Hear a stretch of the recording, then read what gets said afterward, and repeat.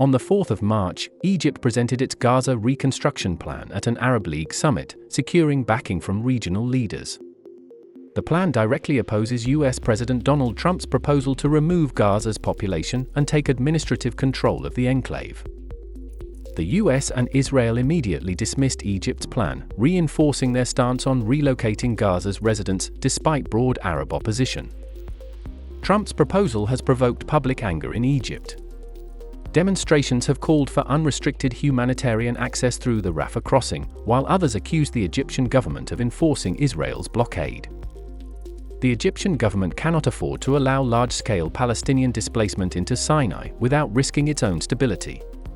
Accepting such a move would undermine the Egyptian administration's legitimacy, while failure to prevent it could expose Egypt to unrest and reverse gains in its counter-terrorism operations. However, Egypt will not pursue direct military escalation with Israel. The country's armed forces are already engaged in stabilization efforts in Sinai, securing the western border with Libya, and monitoring threats from Sudan.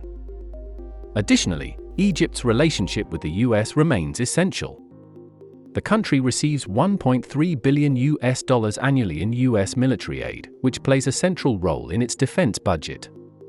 If Egypt continues to block the US vision for Gaza, the White House could reconsider its support. Egypt's economic challenges add further complexity.